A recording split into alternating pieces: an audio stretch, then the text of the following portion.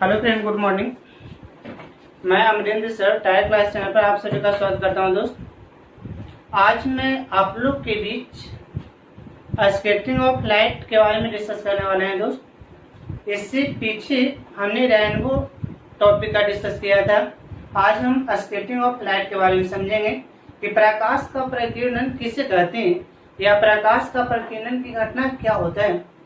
तो सबसे पहले इसमें हम ये समझें कि जिस प्रकार प्रकाश का परावर्तन, आवर्तन, वर्ण विक्षेपण, विवर्तन, व्यतिकरण, ये सब एक प्रकार की प्रकाश की जो घटनाएं लाइट में होती है, वो वैसा ही स्कैटरिंग ऑफ लाइट एक प्रकार की घटनाएं हैं। अब स्कैटरिंग ऑफ लाइट के बारे में यानी सर्वप्रथम रैले नामक वैज्ञानिक ने बताए थे। रैले नामक वैज्ञानिक का कहना था, यहाँ पर देखें, आपका लिख के रखें कि प्रकाश का प्रकीर्णन स्कैटरिंग ऑफ लाइट। तो रैले नामक, यहाँ पर मतलब थोड़ा सा समझेंगे कि रैले किसी वैज्ञानिक का नाम है, यानी इसमें रैले का रूल फॉलो करता है। रैले नामक वैज्ञानिक ने यह बताए थे कि जो प्रकीर्णन की घटना होती है प्रकाश का, यानी प्रकीर्णन की जो घटनाएं होती है वह वेवलेंथ मतलब लैम्डा के या चतुर्थ घात के विकर्मानुपाती होता है। ये वाला एक प्रकार का फॉर्मूला आप याद रखेंगे। दोस्त, प्रकाश का जो प्रकीर्णन है वह तरंगदैर्घ्य के चतुर्थ घात के विकर्मानुपाती होता है। ये रैले नामक वैज्ञानिक ने बताए थे। अतः प्रकाश के प्रकीर्णन का डेफिनेशन होता है कि जब प्रकाश कोराइड आकार के कण पर पड़ती है, यह एक प्रकार का कण है। यह कण कैसा है? तो कोराइड आकार का कण है। ये आप केमिस्ट्री में ऑलरेडी पढ़ चुके हैं, निलंबन और कोराइडी विलयन। तो यहाँ पर एक प्रकार का कोराइड आकार का कण है। जब इस पर प्रकाश किरण आपतित होती है, ये कौन सनलाइट है, ठीक है, यानी इस पर इस रूप में प्रकाश किरण आपतित होती है, तो ये पार्टिकल प्रकाश किरणों को ऑब्जर्व करता है, शोषण करता है, और शोषण के बाद उत्तेजित होकर स्वयं प्रकाश को उत्सर्जन भी करने लगता है। जो इस प्रकार की घटनाएं हैं, इस घटना का नाम होता है प्रकाश का प्रकीर्णन, स्कैटरिंग ऑफ लाइट। तो रैले नामक वैज्ञानिक का दिया हुआ थ्योरी पर ही ये टोटल आपका वर्क करता है। रैले नामक वैज्ञानिक ने यह बताया थे कि जो प्रकीर्णन की घटनाएं हैं वह तरंगदैर्घ्य के चतुर्थ घात के विकर्मानुपाती होता है। तरंगदैर्घ्य के चतुर्थ घात के विकर्मानुपाती होता है। अब यहाँ से आप एक पॉइंट को समझ लेंगे। सबसे पहले आपको एक समझना है कि यदि प्रकीर्णन सबसे पहले लैम्डा, तो हम पढ़ चुके हैं कि लाल प्रकाश के लिए तरंगदैर्घ्य का जो मान होता है सबसे ज्यादा, और बैगनी प्रकाश के लिए तरंगदैर्घ्य का जो मान है, यानी यहाँ पर देखें बैगनी, तो बैगनी प्रकाश के लिए तरंगदैर्घ्य का मान है वह सबसे कम होता है। ये इसमें लैम्डा का मान, यहाँ पर देखें लैम्डा ऊपर की ओर चिन्ह दिए, मतलब बड़ा यानी अधिक होता है।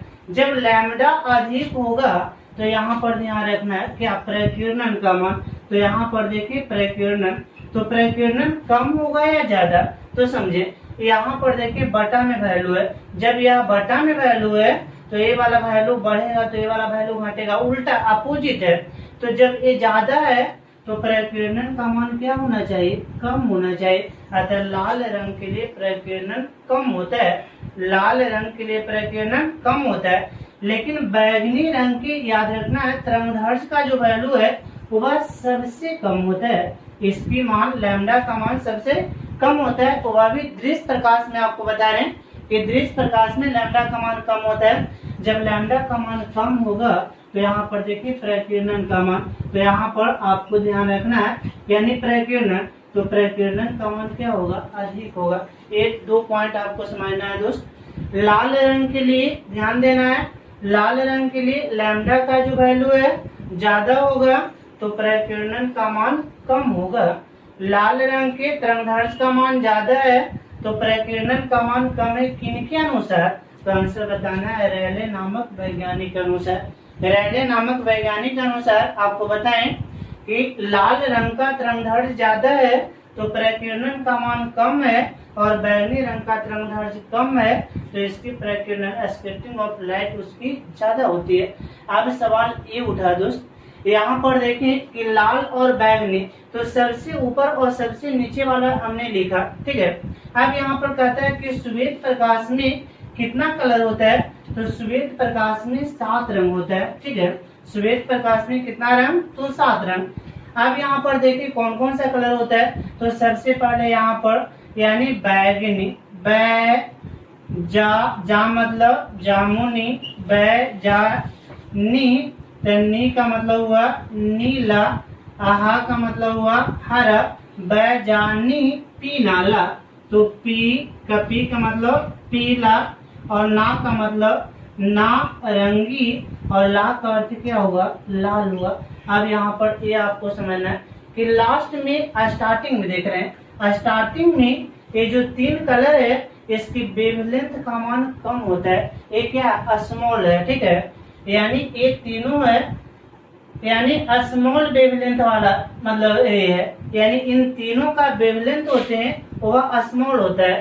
तो जब स्मॉल होता है तो प्रकीर्णन का मान क्या होगा, तो यहाँ पर याद रखना कि प्रकीर्णन जो होगा वह प्रकीर्णन क्या, तो आंसर बताना अधिक होगा। यानी प्रकीर्णन मैक्सिमम होगा कब, जब ये स्मॉल वैल्यू है तो प्रकीर्णन मैक्सिमम वैल्यू होगी। और यहाँ पर देखिए इसकी वेवलेंथ मैक्सिमम होती है पीला, नारंगी और लाल, ठीक है।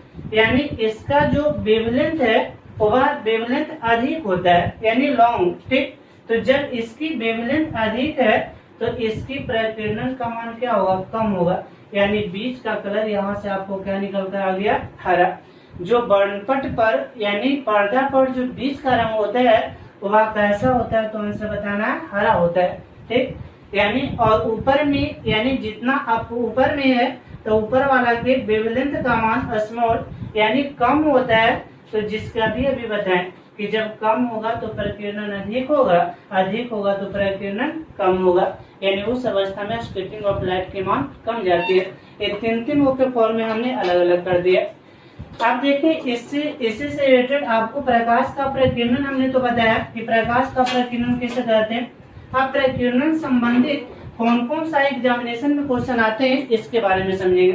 तो सबसे पहले आपको ये समझाया हम प्रकीर्णन ऐसा स्क्रिप्टिंग लिखाते हैं इंग्लिश में, डिनोट करते हैं आई से, तो आई समानुपाती 1/λ/4, आई समानुपाती 1/λ/4, ये आपका हो सकता है इकोनॉमिकल इससे रिलेटेड आ सकता है। तो यहाँ पर आपको ये बताएं प्रकाश का प्रकीर्णन कि जब प्रकाश कुराइट आकार के कण पर पड़ती है तो प्रकाश किरणों को शोषण करते हैं और शोषण के बाद यानी वह एनर्जी फुल हो जाता है, उसके बाद प्रकाश को उत्सर्जित करने लगती है। ऐसी जो घटना है वह स्कैटरिंग ऑफ लाइट की घटना कहलाता है। अब यहाँ पर एक किसने बताए थे, तो रैले नामक वैज्ञानिक ने बताए थे। और रैले का दिया हुआ प्रमेय क्या होता है, तो आई समानुपाती 1/λ/4 होता है। आई समानुपाती 1/λ/4 होता है।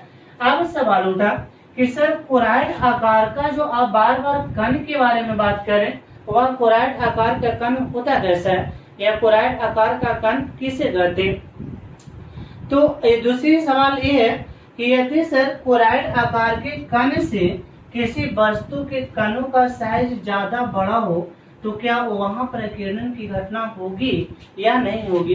तो यहाँ पर आपको ये समझना है कि प्रकीर्णन वैसे ही पार्टिकल पर होती है जब यानी उसकी कणों का साइज या पार्टिकल का साइज वेवलेंथ से छोटा होना चाहिए। वेवलेंथ मतलब लैम्डा।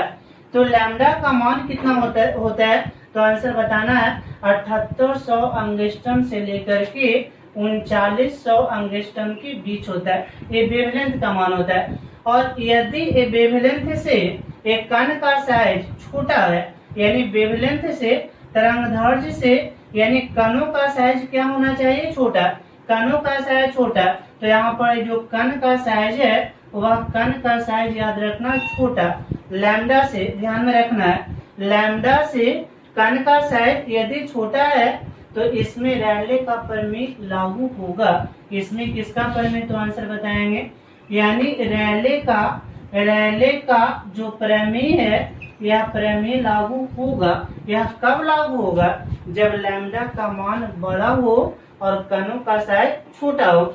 लेकिन दूसरी जो प्रकीर्णन है, अब कहता है सर बड़े कण है, यानी लैम्डा का मान छोटा और कण का जो साइज है वह बड़ा हो जाए, यानी इतना बड़ा कण का साइज है। जैसे मान के चले ये भी एक प्रकार का पार्टिकल ही है, यानी छोटा सा हम ये वस्तु लिए हुए हैं, यह भी एक प्रकार का पार्टिकल है। तो यहाँ पर हमने बता रहे हैं कि कण का साइज बड़ा हो, कण का साइज बड़ा हो तो क्या यहाँ पर प्रकीर्णन होगी या नहीं होगी? तो आंसर बताना है कि यहाँ पर प्रकीर्णन तो होगी, लेकिन यहाँ रैले का प्रमेय लागू नहीं होगा।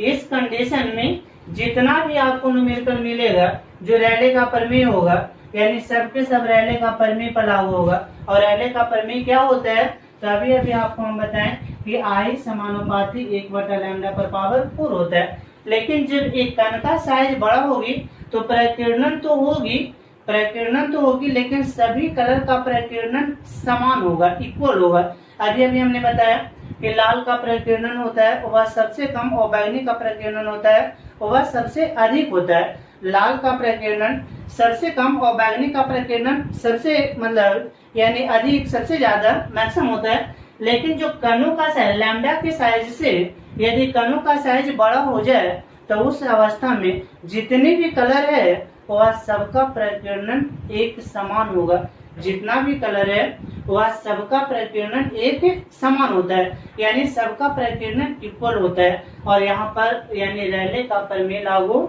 नहीं होगा। यहाँ पर हम बोलेंगे कि जो रैले का प्रमेय है यह आंसर बताना है कि यह लागू नहीं होता है, यानी यहाँ पर रैले का प्रमेय गलत है। यानी इस अवस्था में रैले का प्रमेय लागू होगा, लेकिन इस कंडीशन में रैले का प्रमेय लागू नहीं होगा।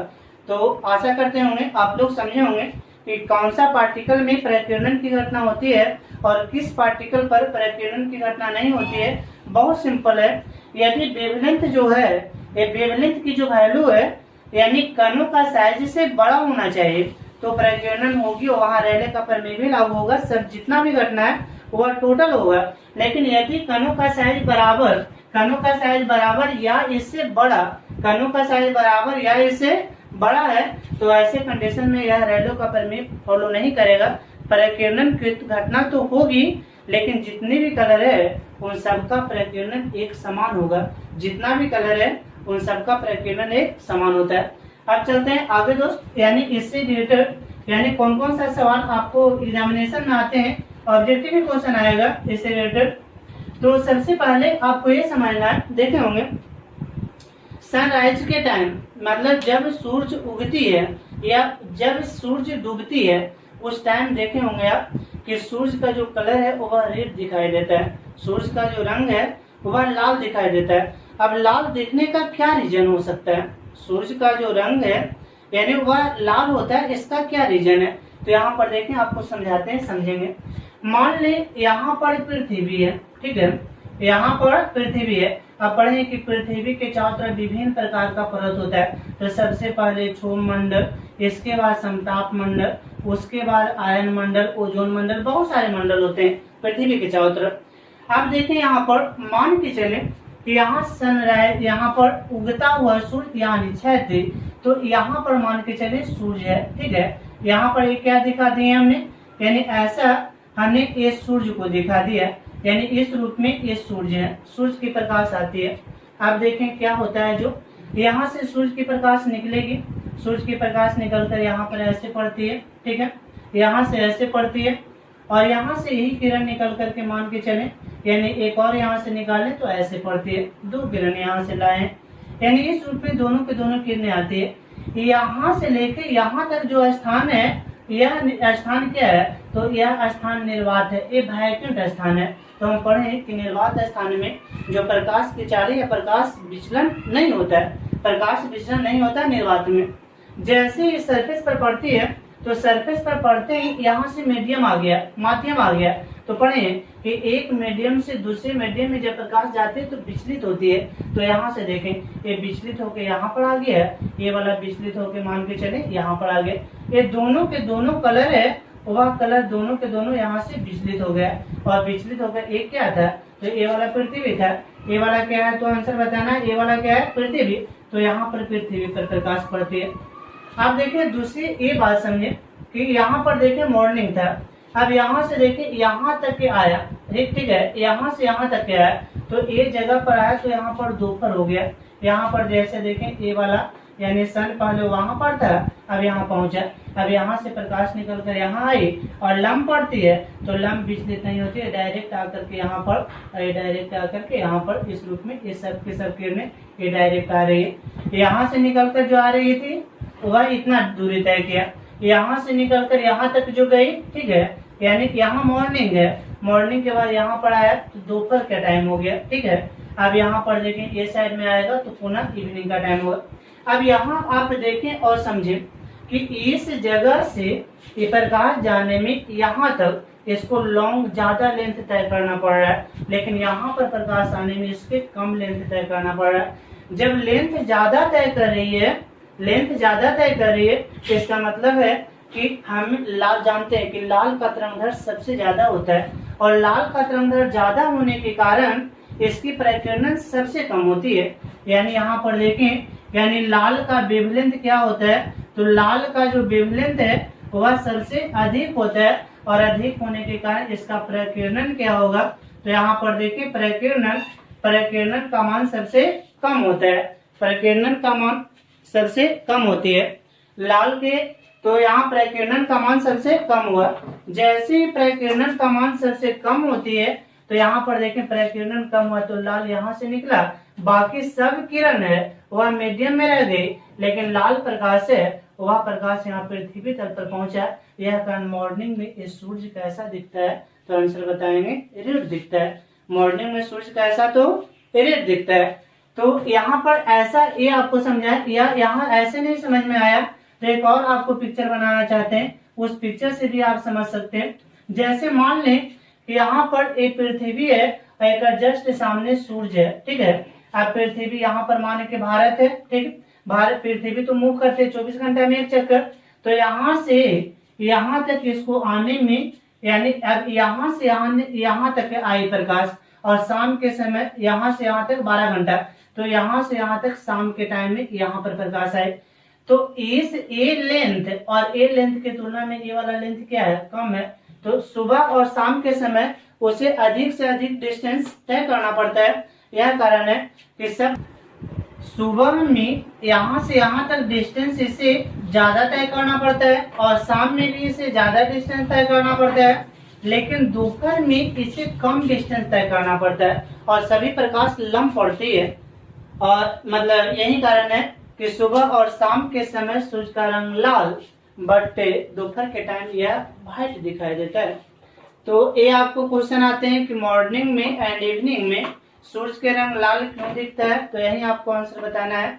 डिस्टेंस के कारण मॉर्निंग और इवनिंग टाइम में यानी ज्यादा डिस्टेंस तय करके प्रकाश आते हैं, यह कारण लाल रंग का प्रकीर्णन कम होता है और वह प्रकाश आ पाती है, लेकिन बाकी जितने भी प्रकाश है वह हमारी पृथ्वी तल पर नहीं आ पाती, और यही कारण है कि वह लाल दिखाई देता है।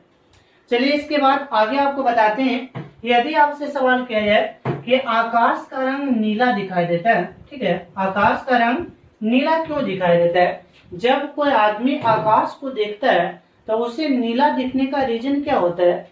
अब इसे आप समझें, मान के चले ये आपका पृथ्वी हो गया, ठीक है, ये आपका क्या है, तो पृथ्वी। ये विभिन्न सारे मंडल है, जैसे क्षोभ मंडल है, समताप मंडल है, आयन मंडल है, बहुत सारे ऐसा मंडल है जो प्रत्येक मंडल से प्रकाश होकर हमारी पृथ्वी तल पर आती है। अब ऊपर से प्रकाश आ रही थी, ठीक, ऊपर से प्रकाश आ रही थी, जैसे आप देखें यहाँ पर मान अभी अभी एक पिक्चर बनाए थे, यहाँ पर सूर्य था, ठीक, अब यहाँ से सूर्य था, अब ये प्रकाश ऐसे आती है, ये प्रकाश ऐसे आती है, एक मीडियम से दूसरे मीडियम में जाएगी, किरणें क्या होगा, विचलित होगा, अतः एक किरणें विचलित होकर यहाँ पर पड़ती है, एक किरणें विचलित होकर यहाँ पर पड़ती है।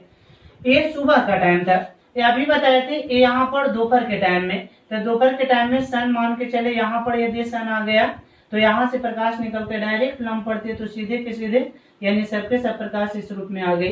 तो यहाँ मॉर्निंग में और यहाँ पर यहाँ से यहाँ तक, तो याद रखना है कि आकाश का रंग नीला ही खाली नहीं दिखता है, आकाश का रंग व्हाइट भी दिखता है, नीला भी दिखता है, रेड भी दिखता है। तो इस कंडीशन में होगा, जब यहाँ पर देखें इस कंडीशन में होगा तो यहाँ पर लाल दिखाई देगा, यहाँ पर कैसा, तो लाल।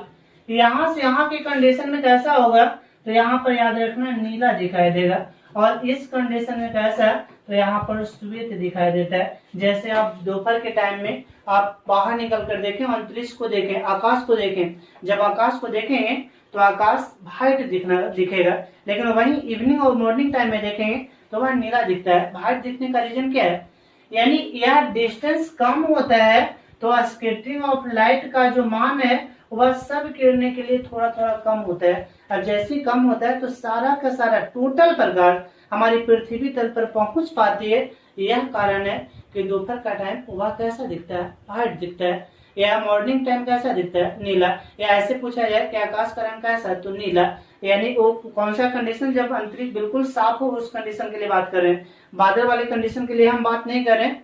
ये जो बादल वाली जो कंडीशन है उसके लिए हम बाद में चर्चा करेंगे कि बादलों का रंग व्हाइट क्यों होता है। ये आपको डायरेक्ट एक साफ आकाश के लिए हम बात कर रहे हैं। तो अंतरिक्ष का रंग नीला दिखाई देने का मुख्य रीजन ये होता है कि वहां पर यानी नीले रंग का रैले नामक वैज्ञानिक के अनुसार नीले प्रकाश का वेवलेंथ सबसे कम होती है, कारण इसकी प्रकीर्णन सबसे ज्यादा हो जाती है और इसकी अधिकांश मात्रा अंतरिक्ष में रह जाती है। जैसे मान के चलें यहाँ से सपोर्ट है, यानी ये पृथ्वी है, यहाँ से रेड प्रकाश निकला तो रेड प्रकाश ऐसे निकल कर डायरेक्ट यहाँ पृथ्वी पर आया, लेकिन यहाँ से जब बैगनी प्रकाश निकला तो देखेंगे इस रूप में ऐसे ऐसे, यानी ये फैल गया, ठीक है, यानी इस रूप में ऐसे ऐसे फैल गया। तो फैल कर ये वाला बाहर ही रह गया, यहाँ पर मंडल में ही रह गया। ये बैगनी के लिए ये वाला कौन प्रकाश है, तो लाल है। ये वाला कौन है, तो आंसर क्या बताना है, तो बैगनी है। तो बैगनी प्रकाश क्या हुआ, बाहर ही रह गई। रेड प्रकाश है जो अंदर तक के आ पाया। अतः यहाँ पर देखें इसकी अधिकांश मात्रा बाहर नहीं रहती है, कुछ मात्रा अंदर भी आती है। यह कारण आकाश का रंग कैसा दिखता है, तो आंसर बताना है नीला दिखता है। आपसे प्रकीर्णन स्प्लिटिंग ऑफ लाइट से यही सब क्वेश्चन आते हैं। सबसे पहले तो ये आपसे क्वेश्चन पूछा जाएगा कि सुबह शाम के समय सूर्य का रंग कितना, तो कैसा, तो आंसर लाल बताना है। अंतरिक्ष का रंग कैसा, तो नीला बताना है। क्यों, तो प्रकीर्णन के कारण। इसका राइट आंसर प्रकीर्णन होती है। आकाश का रंग नीला दिखाई देना प्रकीर्णन, सुबह शाम के समय सूर्य का रंग लाल दिखाई देना प्रकाश का प्रकीर्णन। तो वहां पर भी प्रकाश का प्रकीर्णन ही लेकर के चलते हैं।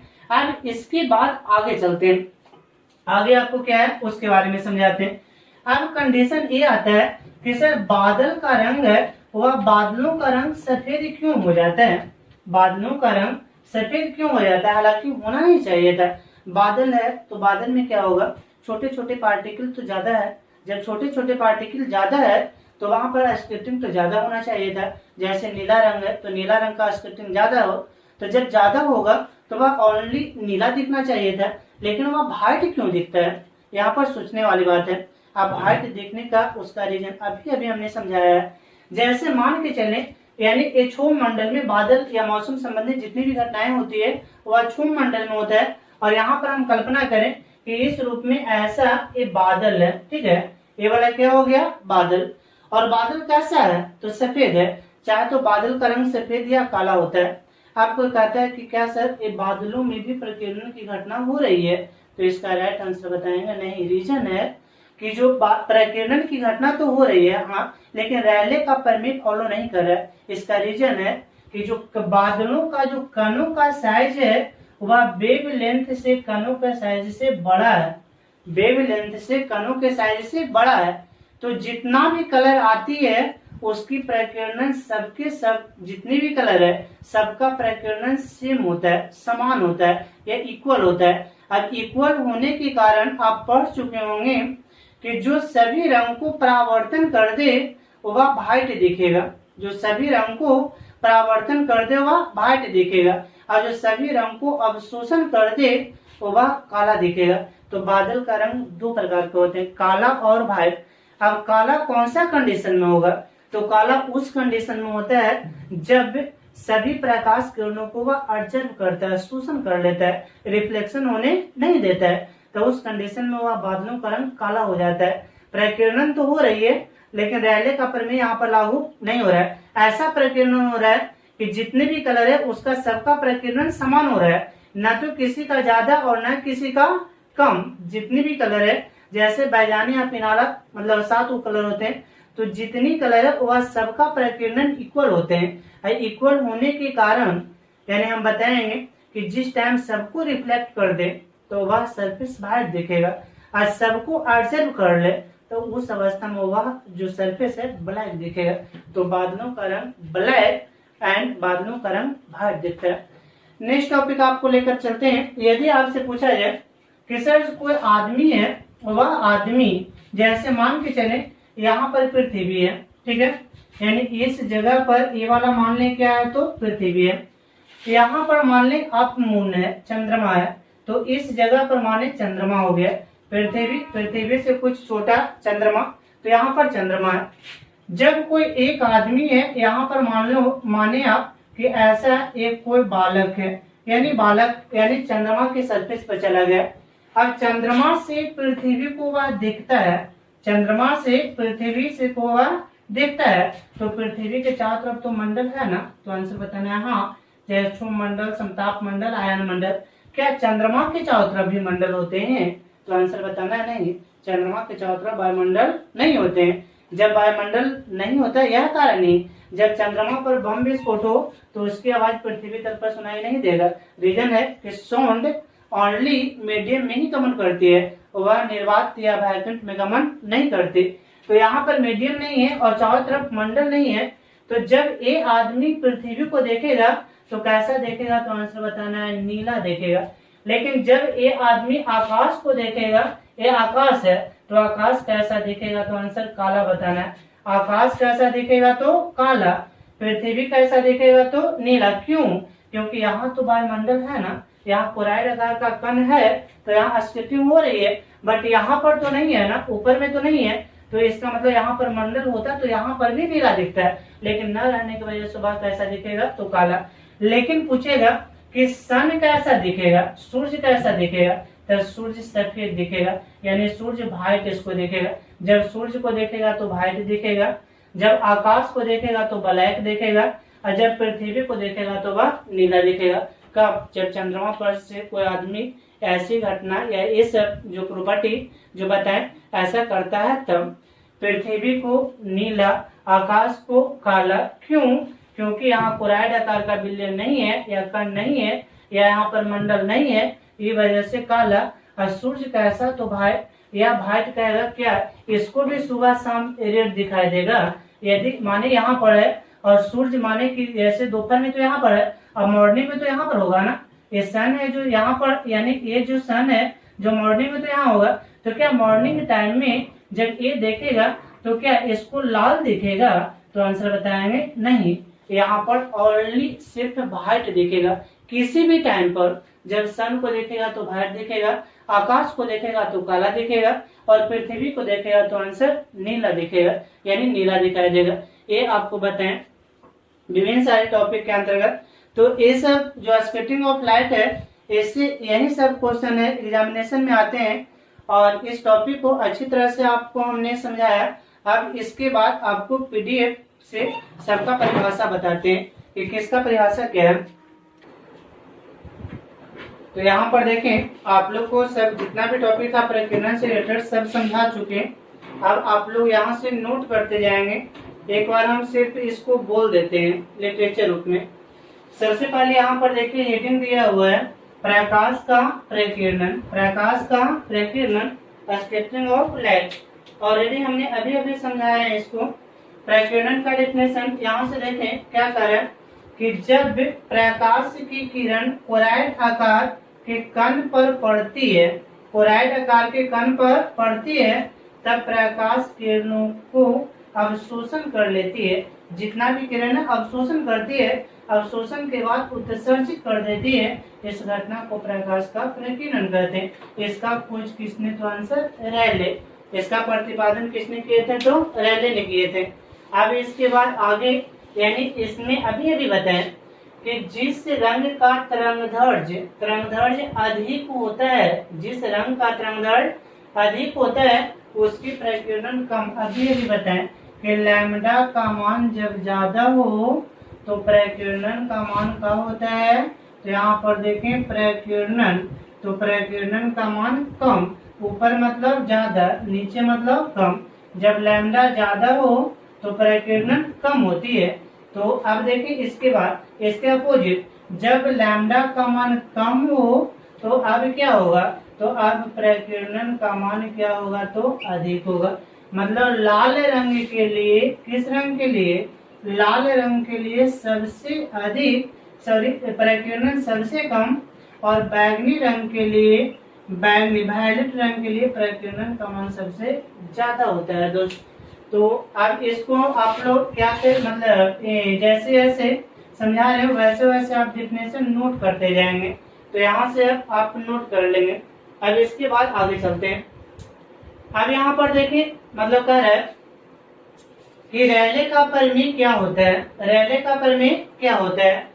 तो रैले का प्रमेय को समझाने के लिए आपको यहाँ से लेकर चलते हैं। अभी अभी आपको बताएं कि रैले नामक वैज्ञानिक ने बताएं कि जो प्रकीर्णन है, स्कैटरिंग ऑफ लाइट की जो माने है तरंगदैर्घ्य के व्युत्क्रमानुपाती होता है। तो आई व्युत्क्रमानुपाती 1/लैम्डा पर पावर 4 समानुपाती है, या हटावेंगे तो हटाने पर इक्वल, मतलब नियतांक राशि के, तो यहाँ पर क्या रखे के लैम्डा पर पावर कितना? तो लैम्डा पर पावर 4, अतः आई बराबर के लैम्डा पर पावर 4, यानी के एक क्या है? नियतांक राशि है। इसका मान एक नियतांक राशि होता है। यह के एक नियतांक राशि, इसका मान नियत होता है। इसका मान नियत होता है या एक भी होता है?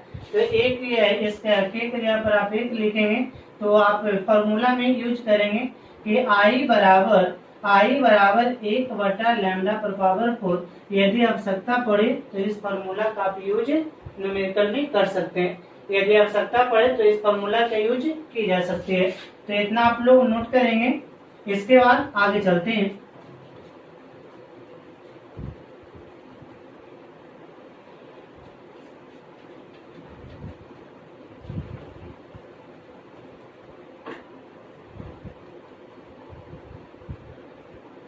अब यहाँ से देखेंगे प्रकाश का प्रकीर्णन का दैनिक जीवन में एग्जाम्पल, प्रकाश के प्रकीर्णन का दैनिक जीवन में एग्जाम्पल।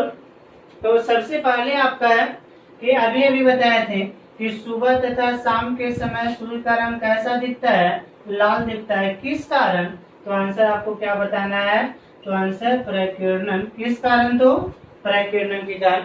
इसके बाद अगला है, कहता है आकाश का रंग नीला क्यों? तो इसका भी राइट आंसर प्रकीर्णन। आकाश का रंग नीला क्यों? प्रकाश का प्रकीर्णन। अंतरिक्ष यात्री को आकाश का रंग काला क्यों? प्रकाश का प्रकीर्णन। समुद्र का जल नीला क्यों? प्रकाश का प्रकीर्णन।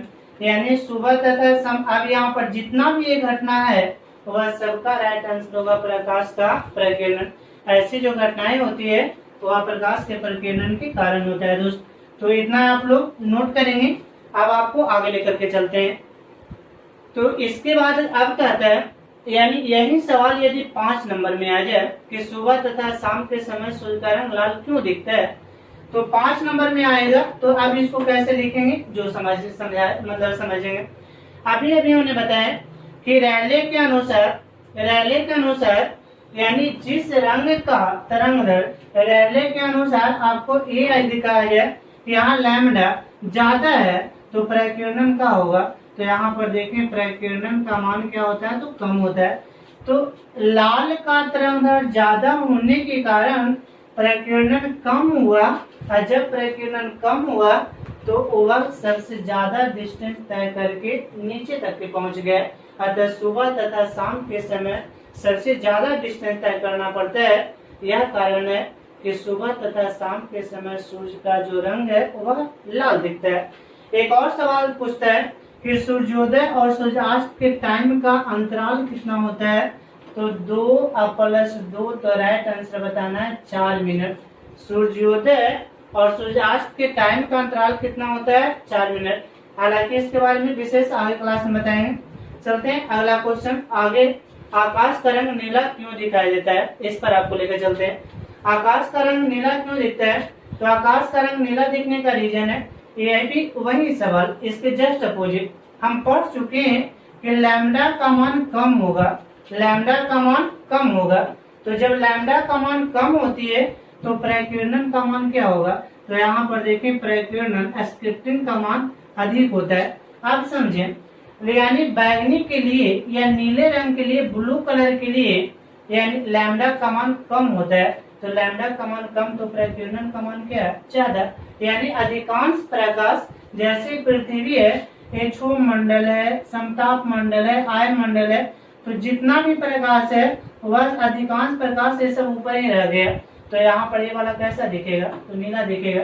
यह कारण है कि आकाश का रंग कैसा दिखाई देता है? तो नीला दिखाई देता है।